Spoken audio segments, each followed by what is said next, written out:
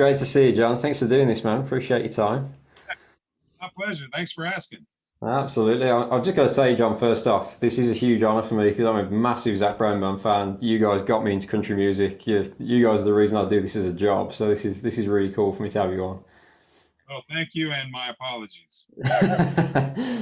So, how are things where you are at the moment? You're obviously in the studio. You're a busy man. So, what have you been up to? I'm actually, I don't, you may or may not be familiar with my friend Chloe Agnew. She's a Yeah.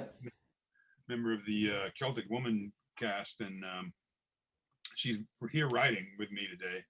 And she was here this weekend with a live stream. So we've just taken a little break, and we're going to chat for a bit. Yeah.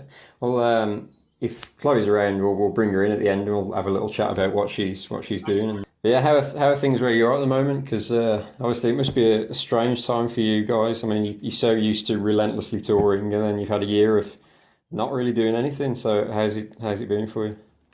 Well, at first, I think we all thought that it was going to be a bunch of fun and games for a while. We're just going to have some time off and get a chance to relax a bit and have some extended time at home. Our schedule is demanding when we're on, but then we take several months off, so we do get a lot of home time, but we've never had a year, and that was a lot. That's a lot. We're ready to get back out there for sure. um, but still, I'm lucky enough to have a studio of my own and keep busy, and I've got my own band, obviously, and so my band can play lots of places that Zac Brown Band can't play right now. So the opportunities for my band to get busy are increasing, whereas Zac Brown Band still needs to be able to play Fenway Park, Yeah. and um, and you can't half sell Fenway Park. You could never pay for it. Hmm. There are too many things that go into something like that to do a concert there at half capacity. So we are very hopeful that the country can get immunized by the summer, and that we'll be able to get out in August. Yeah. Well, speaking of your own band, you've been pretty busy yourself. I absolutely love the Lonesome High record. That is just so right up my street. Certainly one for the purists out there. So tell us a little bit about the kind of origins of that project and why you wanted to do something off your own back. Well, you know, as is evidence today, we never stop writing, and we never you know I've never been one to just say Zac Brown Band is the only thing that I'm going to do. I've always had other songs that I like to write about my family and my life, and sometimes those work for Zac Brown Band, and sometimes they don't. And when they don't, um, I still need a place to put them, and so I enjoy playing for smaller crowds and bigger crowds, and I've got a great band, uh, that played everything on that record, and we we enjoy each other, and we enjoy playing in front of lots of different kinds of crowds, and it's an outlet for me to be able to put those songs somewhere when they're not going to fit in my main gig. Yeah, well, tell us about the whole process of putting this album together because you put the title track out in like 2019, didn't you? So I'm guessing it was quite a drawn out process. So tell us about like working on the album whilst you were out with Zac Brown Band and the challenges of doing that. Yeah, far more drawn out than I would have liked. We finished Lonesome High, the single, and like you said, in 2019, and I had expected to release the record in spring of last year, and then Yeah. COVID. You know, so when that hit, we were ramping up to be done, uh, in the March May ish kind of area, and we just put the brakes on. Mm. Nobody we had enough work ahead of us to where a pause meant that we wouldn't release until October, and we thought that that would be enough time for everyone to get their head out of their ass and figure out. But no, October turned into January, which turned into February, which turned, it just kept going and dragging on. and I can squarely blame the late release on the pandemic. Um, but it still takes me longer to record my own albums because Zac Brown Band is priority, and we just did a Zac Brown Band record last week. So we're a machine, you know. Whereas my band, I need to find out who needs to line up a babysitter and come over for 6 hours, and who needs, you know, that kind of thing. Yeah, Everybody's got priorities that they have to figure out with their own lives, because I don't pay their mortgages, you know. But it, it's an enjoyable process, but it is longer because we have to put it together bit by bit. So I'll have Rizzy come over and play drums on all the demos that I've been working on, and sometimes he'll have to go play them again because they didn't, you know, we changed the song or something, you know. So you get to the end of a really glorified demo and say, okay, this is crap, let's scrap it and start over, we've got a whole new idea. Whereas in the Zac Brown Band, the band sets up all in one room, and we're looking at each other as things change, and we change them in real time because we're all committed, we're all on salary, this is our job, you know, like this is our full-time thing. So we have it's a much more productive atmosphere in a much less amount of time, much quicker time. But both processes are enjoyable for me, and both yield fantastic results. well, it was certainly worth the wait. And I listened to songs on that album, like 8 tracks in Daddy's Cadillac and the title track Lonesome High. And that's the kind of stuff that got me into Zac Brown Band in the first place. I think back to I Play the Road, Let It Go, classics like that for me. How much does this album as a whole reflect your personal music taste and what you want to do? You know, a lot of these songs seem like that they could be on Zac Brown Band records, and I think it's kind of a nod to my influence in the band. Generally, my most influential skill set is the vocal harmony, and things like that. Maybe, you know, trying to simplify a thought, or doing some sort of lyric or vocal move. Um, all the guys are so much better players than I am with their hand. I mean, they just can play anything, and I'm sitting there sawing the guitar in half, you know. But the it's almost like it's a version of Zac Brown Band that I front, and when you hear things like I Play the Road, a piece that I had writing on, and you can hear a lot of the similarities between 8 tracks and I Play the Road, things like that. So you're bound to, if you're a Zac Brown Band student, you're bound to hear in my record, oh, that's who comes up with that harmony rise and fall thing, you know. All the oohs and ahs are kind of my bag. So you know, I've also put together several Christmas records where I've gone a traditional route, and tried to get away from the Americana thing, just as a change of pace, just as the theater person in me is struggling to get out. Sometimes I went to school for theater at Florida State, and so I tell people, you know, I've been acting like a musician for most of my life, and you know, but I'm just acting. It's not really, you know.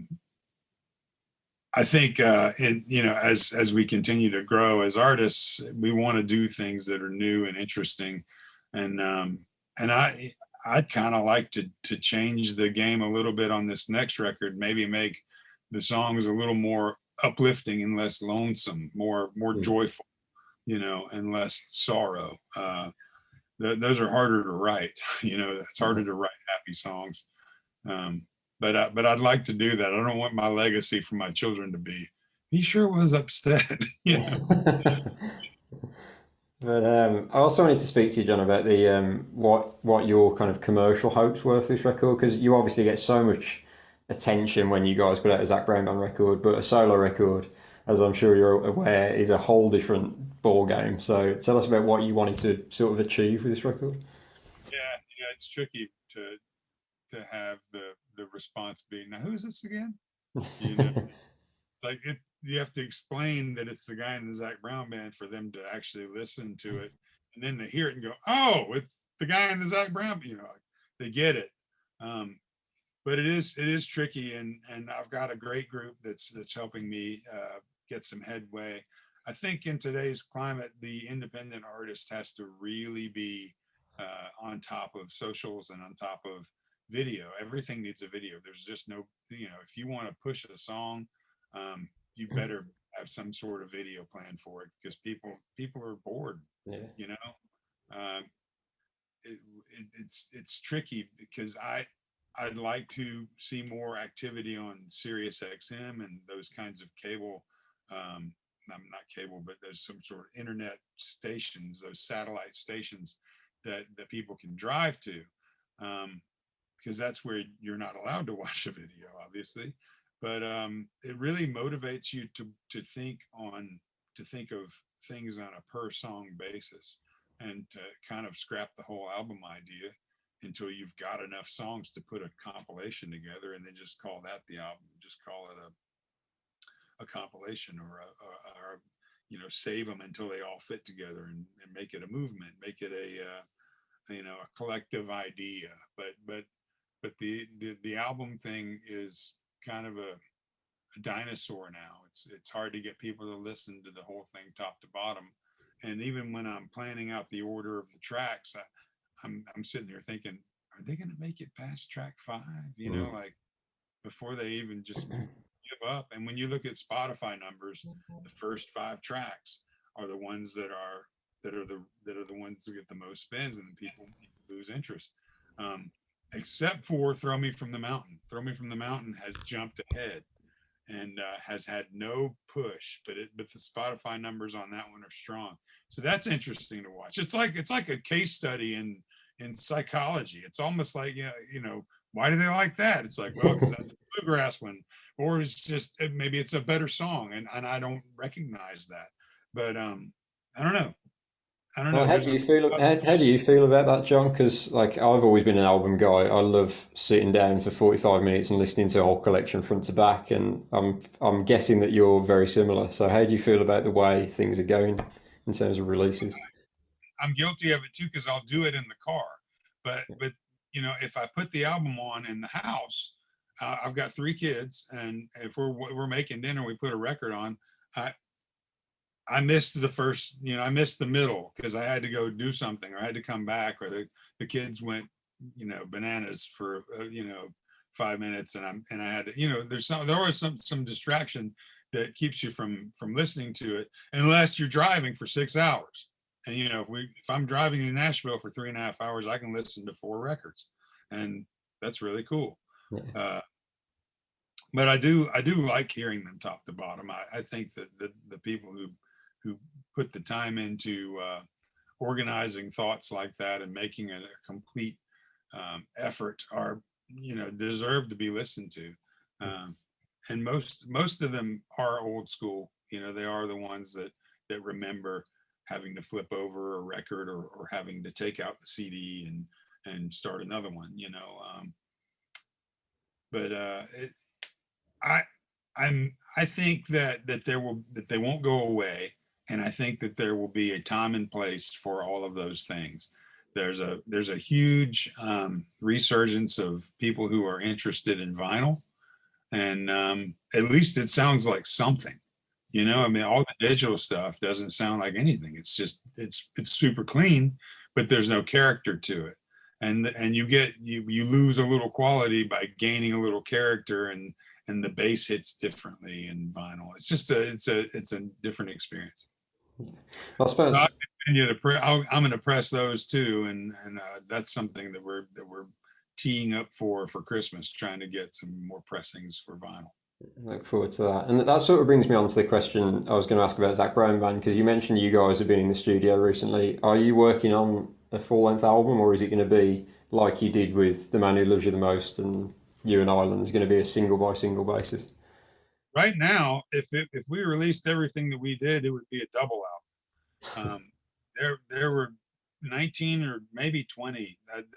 there was one that we didn't get to that Zac might do by himself, and that, I think that would make 20 songs. I mean, there's a lot of music there, and the the traditional thought, of course, is to find the 12 strongest ones and whittle down the others for bonus tracks on singles and placements here and there where they were appropriate. But I don't know what Zac's intention is.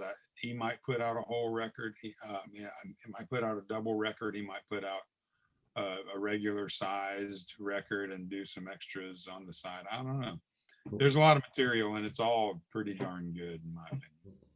Well, the tracks you've put out so far, I mean, the Man Who Loves You the Most and You and Islands, when I heard those, it was like, oh, my guys are back, my guys are coming home. It was like, Man uh, Who Loves You Most it's a killer, man. It's like, I'm just up there trying not to get a lump in my throat. I'm like, so is "Ah." is the next batch of material going to be a very similar vibe to that kind of throwback Zac Brown Band, or is there going to be more of the experimental stuff on there? Coy said it best when he was describing this record. He said, if you took the foundation, You Get What You Give, and Uncaged, and you mashed them together, and then you handed it to us, and we grew up. That's what this record sounds like. That'll do for me. It's like it's more mature, where we can tell you can tell that we've been doing this for 15 years together. But it's throwback in lots of ways. There are some songs that I heard and I was like, that's just like that one on the foundation, and he's like, yeah, kind of is, but hey, we're gonna have fun and do some things that like we used to do. Yeah. Well, the last album, the Owl album, was such an experimental record for you guys, and like I know Zac with his Sir Roosevelt stuff is the most brilliant creative mind on the planet. But I was going to ask, like a project like that that's so experimental, is that a Zac Brown Band decision to do that, or is that a Zac Brown decision to do that? You mean the last, like the owl, or The you Owl mean? record, yeah, Okay, yeah. yeah. Well, the owl is very similar to the way the other records came together. The buck stops with Zac, and he makes final decisions on everything. But he does lean on us for opinions and for input. Um, it's the one thing when it comes down to the music, that it's the one thing that we really feel engaged in. It's easy to feel a little disconnected when Zac is such a star, and as the leader of the band is such an iconic figure in country and in pop music and all over. It's easy to feel like, well, just let him do his thing. But when it comes to the music, he leans on us a lot, and it makes us, continue to feel engaged in the creative process. Something like the Owl, where there are lots of other pop writers involved and different people coming through all the time, because he wants additional new input. Then yeah, it sometimes can feel like we're a little out of the loop. That's not the case with this record. This record, we were the only ones involved, and I think that was not only a COVID protocol, but also the desired effect. We really wanted to be the only guys in the building and make all these decisions together. At the end of the day, we could come up with lots of great parts, and if Zac decides he wants to go a different direction, then we just, we go a different direction. But we do add a lot, and we are very involved in the creative process when it comes to the recordings. So, what kind of time frame are we putting on the new stuff? Have you guys got any sort of a plan of when you're going to put these songs out? Or? I haven't heard. The last we left it, there were some things to do at home. I know Zac was going to come back and clean some things up. I might be singing a background here or something like that. Just little bits and pieces that we can tidy up outside of the group being in one central location. But for the most part, it's finished, and mixing is going on now. And then I don't know what the label plans are or what the release plans are, but I'm excited about the material. Yeah, looking forward to that. And just finally, John, before we bring Chloe in, if she's still around, I wanted to speak to you about the UK because you guys have done so well over here. You played at C2C a couple of times. I've had some of the best times in my life watching you guys in the UK. So, what's the plan for you guys long term internationally? Obviously, you haven't been able to get over, which has been such a shame. But what do you want to achieve over here long term? Well, where are you, by the I'm in Birmingham, so right in the middle. way? All right. Yeah, Chloe and I were talking about this on Friday during her show. Um, she was saying how tough it is for everyone in Ireland to get a vaccine, and it's taking longer and longer. Whereas Georgia just opened up to 16 and over. Whoever wants one can go sign up and get it. I think the states are going to see a massive immunity push soon, and I hope that that means we can tour in the U.S. this fall. Mm. I don't know how far behind um, European countries are, or they may be ahead of us. They could, I know that New Zealand is all set, but we don't play New Zealand. We play Australia. Um, we have things on the books for Canada. We have things. I didn't see anything for UK, and I don't know if that will change. But we love it over there. We did you go to the O2? Yeah, I've been to every show you've ever done in the UK.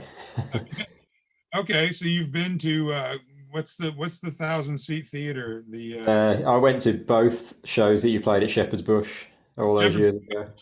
I Yeah, was that's, there. that's a great spot. I love that. I love that place. It is. That was like what 10 years ago now. That seemed like when I was there that night, it was as if everybody in the UK who knew who Zac Brown Band were together in that room. It was crazy. That could have been the case. I mean, that was a long time ago. I think we were shocked. We were as shocked to play the Sydney Opera House as we were to play Shepherd's Bush and have it long, and knowing all the words. Um, but yeah, the O2, that country to country thing is fun, and of course we do that in London and in Dublin. Yeah, Um, our first trip was with Kings of Leon, yeah, where we went and played Hyde Park. yeah. Is that You've right? done some amazing shows. You've played some of the best spots in the UK, to be fair. Very blessed, and I hope we can get back this year. I just don't know what it means, and until I'm sure that it's going to depend on everyone having these immunity numbers that you need for the promoters to be able to put together full size concerts. Yeah, The one thing that I have kind of heard around the pool is that we need to have uh, complete open venues. We can't try to go do these shows half-ass with yeah. 25 to 50% capacity, because you don't make your money back, first of all, and second of all, you just see all these gaps in the crowd, and the energy goes through the floor. Um, so yeah, I certainly hope so, and I'm very excited that you're excited. Yeah, absolutely. Well, I mean, in the UK, like half the population have been vaccinated now, so I'm hoping that like by the end of July-ish, most of the adults in the UK will have been done. I don't know how that's going to work with like international touring and getting you guys over. Yeah, I Uh, didn't know the numbers were that big. That's amazing. Uh, yeah, Chloe thought that it was less in Ireland itself, but yeah, if the whole UK is half done, then that's amazing progress. And you're further along than we are. I think we're at a third. yeah, you got a lot more people to vaccinate though, John. Yeah, yeah. I don't even know what the numbers are. I should look it up. I've had mine, and all of Georgia is ready to have theirs. So my state is ready, but I've heard some other states aren't as easy. We also have a lot of people in the state that will refuse the vaccine, which has given us more to go around, probably. Yeah, that's great stuff. Not me. And John, just before I let you go, I don't know if Chloe's still around. If you want to Yeah, bring her she's in to have a quick chat. Chloe. How you doing, Chloe? It's nice to meet you. How You you? too. You too. Lovely to talk to you, man. So, what have you been up to, John, today? What's you Yeah, got some plans on? we've been doing some stuff together over the last couple of years, which has been fantastic. We started working together with the Atlanta Pops Orchestra here in America. We did a couple of shows together, and then John was very kind to ask me on a show in New York last year in the Rockwood Music Hall, which was amazing. We had a lot of fun just right before the world blew up, Yeah. which was fantastic. So in New York, there's a thing called the APAP. It's the Performing Arts Center festival. So it's their convention anyway. And so Chloe and I are trying to put these bookings together with orchestras and things like that, and had this great thing lined up, and then COVID. Yeah. So Yeah. we did have a great show in New York, and a lot of those contacts are just saying, "Hey, we're ready when we get ready." When we can make it happen, Yeah. We kind of got a Celtic country thing going on, which is Yeah, a lovely connection. I mean, I think we always talk about how Irish music, Celtic music, country, bluegrass, all of that, they're brothers and sisters. So we've just started writing a little song together today, which is fantastic. I'm thrilled to be in a space making some music. It feels really nice to be with real human beings creating music again, after the year we've had. Tell us about the dynamic between you two in terms of songwriting. Is there the topics that you guys like to write about, the writing style that you have? Is it a good match between you guys? Whiskey is whiskey and love are our two Yes. our two threads that tie us together. Yes, indeed. And Chloe actually brought an idea that combines the two, combines how sometimes they're good for us, sometimes they're bad for us, and we're exploring that today, which is cool. Yeah. And we've also had several live streams up here, and really been excited to put together some footage that you can continue to send out to people and get more views and followers that way. So. Yeah, the live streams that we've been doing here at Brighter Shade, it's just fantastic. John obviously has this amazing space and has been very kind to welcome us into us to be able to put on a live stream show. And I think for me anyway, I did one at Christmas here, and we just did one last week. I know John had one as well at the weekend, and I think it's taking what people think is live streaming to a whole new level. I mean, the quality of production that we've got going on here at Brighter Shade is incredible. It's a multi-camera rig with lighting, amazing audio, and I think people are associating that word. There's a fatigue with it right now because everybody just thinks it's somebody sitting behind their laptop in their bedroom making music, and I think what John is doing here anyway is incredible, of just taking it to that extra level that's like a quality TV show for people to be able to enjoy. And we had a lot of fun this weekend. It was good. It was a lot of fun. So hopefully we'll see some live footage soon. Yeah. John, how long have you had the studio? How long have you been doing stuff in there? I've been in the studio business since the 90s. So Wow. 25 years probably I've been recording. I mean, since I was able to get a 4-track together and put things on tape, I've been doing it. But it became my vocation in the early 2000s, and that's where I met Zac, and I joined his band in 05. But it was because I already knew all of his songs, because I had recorded a record for him, and it was an easy match that way. But I like turning knobs, and I like microphones and all the nerdy stuff that goes along. Yeah, you are a bit of a musician, which is really rare to find a really talented musician, singer, songwriter, and somebody who's really nerdy and good at all the other stuff. I am, and it's funny because there's a couple guys in Zac Brown, like Matt Mangano and Clay Cook and Coy. We all have studios at home, and we all are a little nerdy that way. I think that might be something that brings us together. Yeah. Oh, that's very cool. And Chloe, you've been doing some shows recently, haven't you? Some like theatre shows, which must have been amazing for you because nobody else has had that opportunity really. So, Exactly. Now it is very different. I will say that to everybody. It's been getting my head around the whole looking at it. You know, it's limited seating. Everybody's socially distant and masked, and so there's just as much work and more to go in to make it happen, which has been a bit of a minefield to kind of get around. But at the same time, I realize I'm so one of the lucky ones who's been actually be able to perform in front of humans. I mean, I put up a thing just on my Instagram over the weekend, and the amount of friends and colleagues in Ireland who messaged me being like, wait, what? You're actually there's real people coming to see you and hear you, which is insane. It really is. So I feel very thankful to have the opportunity to do it. It's been a long old year for all of us, and I can only hope that this weekend here is the start of good things for all of us. Please God. I absolutely. think I certainly know artists and musicians are ready to get back on stage, but I think certainly after the run of shows I've done this last week, there's this different spirit and an energy in the room from the crowds now who I just think are so thankful to be actually sitting in the theater again and hearing music being made. Absolutely. So I really hope it's because the arts in the industry, all of us have been hit so badly by it that I really hope there will be a resurgence, and I hope it'll come back bigger and better than ever, because I think if anything this last year has taught us, people have relied so heavily on music and film and the arts to get them through this last year. So I really hope there'll be a whole newfound appreciation that people will come out and support artists and venues all over the world, because we all need it, and I think they need it too. Amen to that. And you released a song as well not too long ago, didn't you? Written on My Heart. So tell us a little bit about Right. that and how that one Yes. came together.